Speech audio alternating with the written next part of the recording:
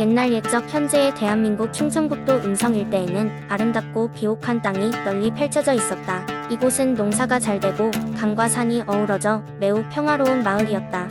자연의 위대함이 깃든 이곳에는 마을 사람들이 아끼고 숭배하는 신성한 나무가 있었는데, 이 나무는 천년목이라 불리며 단 한 번도 바람에 흔들리지 않는 것으로 유명했다. 마을 사람들은 천년목을 중심으로 다양한 축제와 의식을 벌이며 그들에게 오는 풍요로움을 감사했다.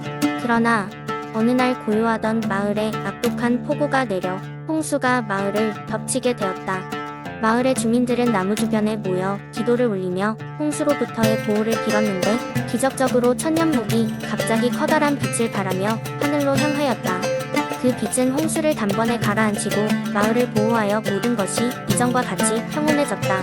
홍수가 지나간 후 마을 사람들은 그 빛의 정체를 알고 싶어 신비로운 사건의 중심에 있는 천년목을 조사하기 시작하였다. 그리고 천년목 바로 아래에서 이상한 바위 하나를 발견하게 된다.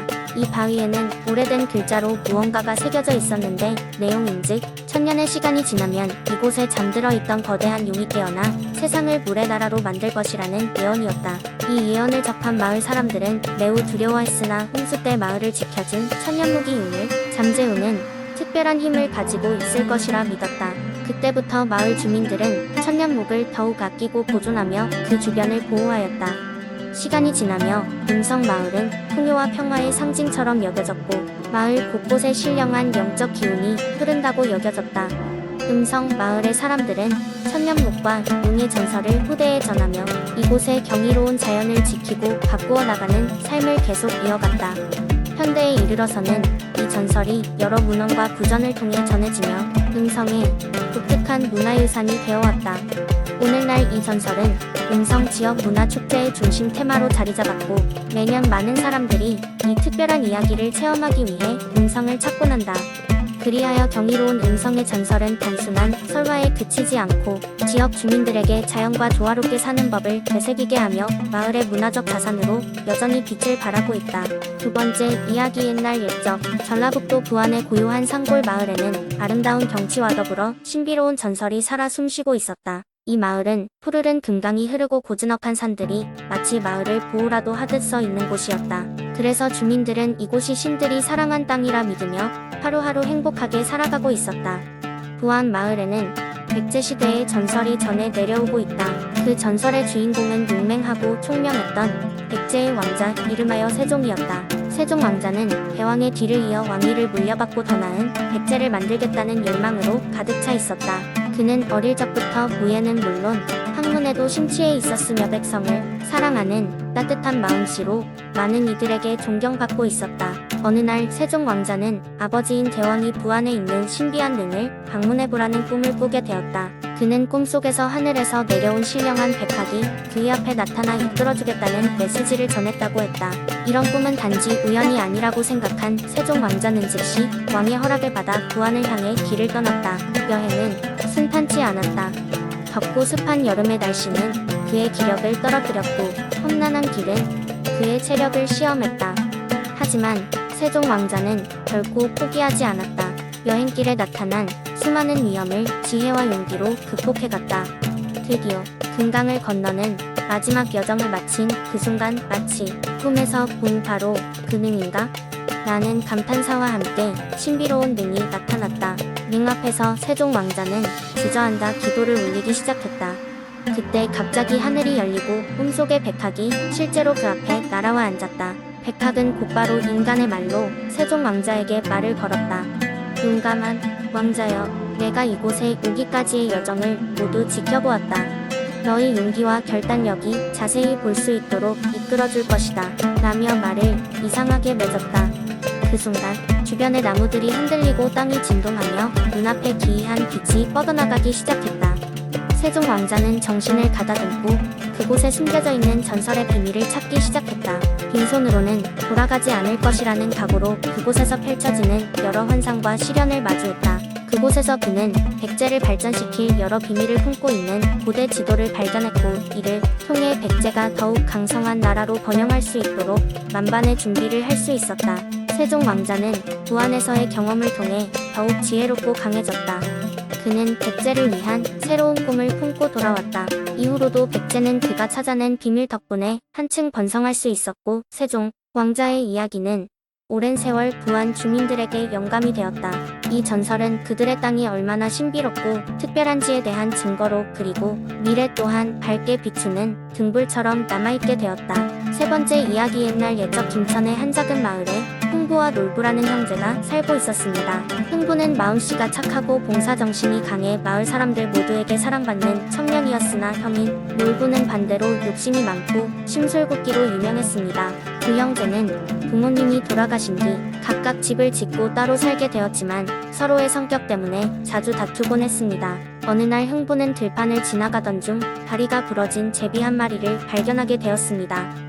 날씨가 쌀쌀해지는 가을이었기에 흥부는 제비를 그냥 두고 갈 수 없었습니다. 흥부는 제비를 조심스럽게 집으로 데려와 상처를 치료해주고 따뜻한 집에서 지낼 수 있도록 마련해 주었습니다. 제비는 흥부의 집에서 무사히 겨울을 난 뒤 봄이 오자 다시 하늘로 날아갔습니다.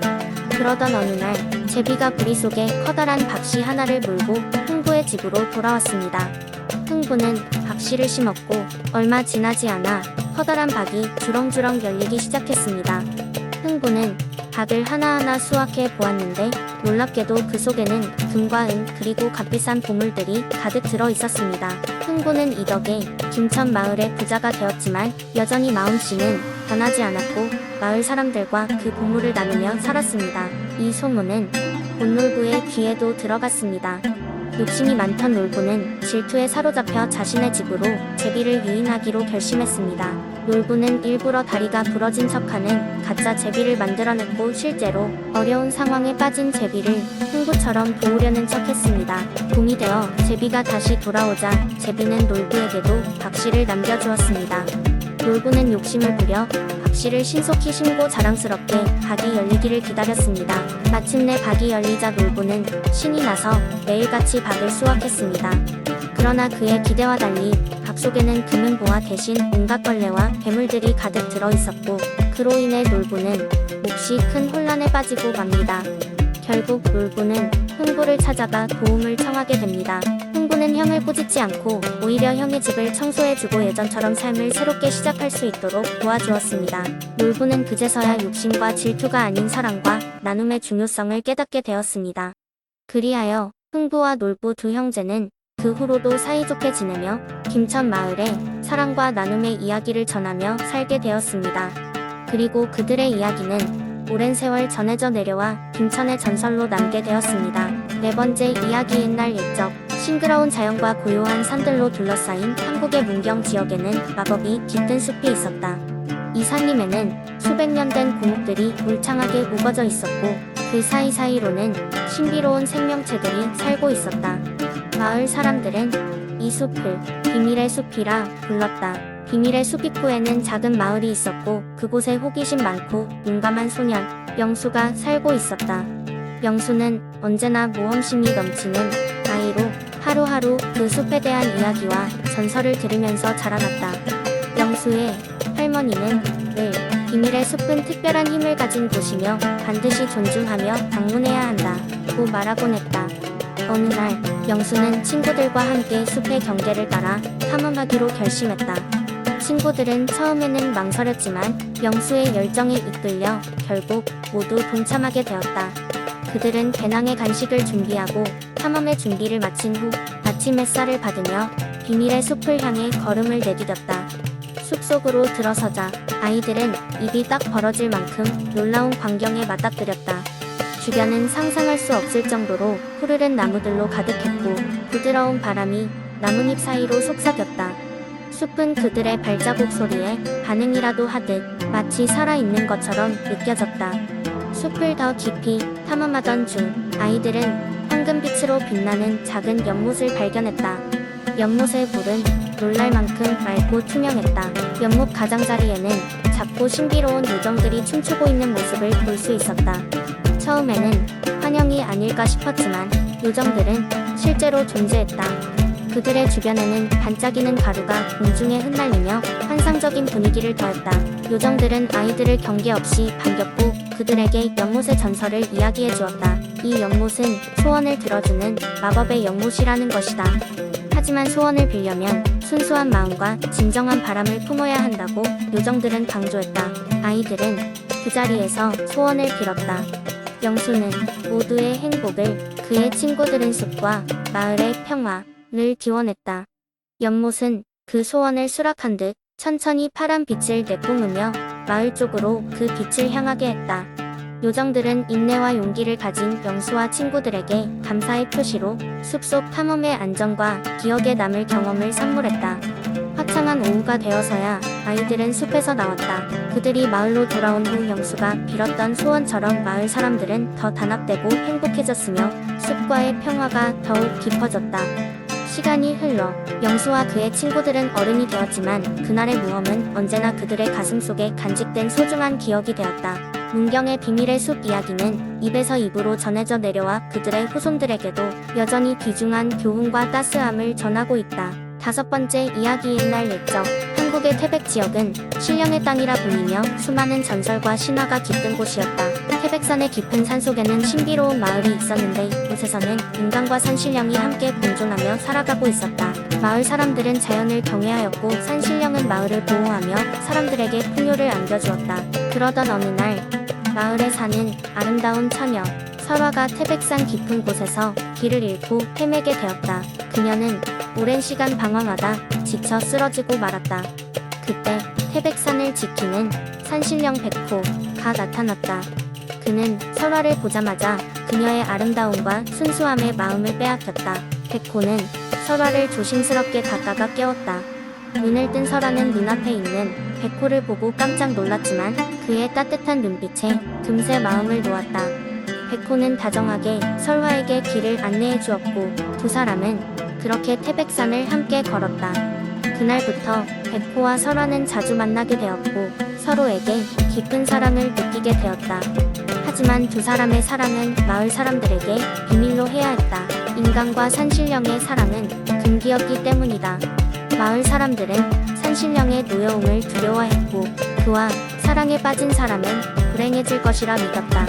설화는 고민 끝에 아무에게도 알리지 않고 백호와의 만남을 계속 이어나갔다. 두 사람은 태백산의 황혼역에 서로의 마음을 나눴고 그들의 사랑은 날이 갈수록 깊어만 갔다. 그러나 이 사랑이 언제까지나 비밀로 남을 수는 없었다. 설화의 친구 중 한 명이 우연히 그들의 만남을 목격하고 마을에 소문이 났다.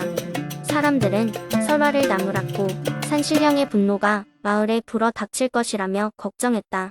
설화는 이러지도 저러지도 못하고 깊은 고뇌에 빠졌다. 그녀는 백호를 떠나기로 마음먹고 마지막 작별 인사를 하러 태백산으로 갔다. 백호는 이미 설화의 결정을 알고 있었다. 그는 그녀를 붙잡을 수 없다는 것을 깨달았고 대신 자신의 모든 능력을 모아 설화에게 영원히 피어나는 설화꽃을 만들어 주었다. 이별의 순간 두 사람은 깊은 슬픔에 잠겼지만 서로의 사랑이 영원히 계속되리라는 것을 믿었다. 설화는 마을로 돌아가 마음 아픈 나날을 보냈지만 백호와의 사랑은 그녀의 기억 속에 영원히 남아있었다.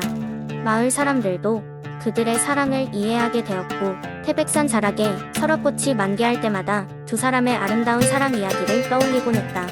세월이 흘러도 태백산의 설화꽃은 여전히 아름답게 피어나며 설화와 백호의 사랑 이야기는 사람들에게 전설로 전해지고 있다.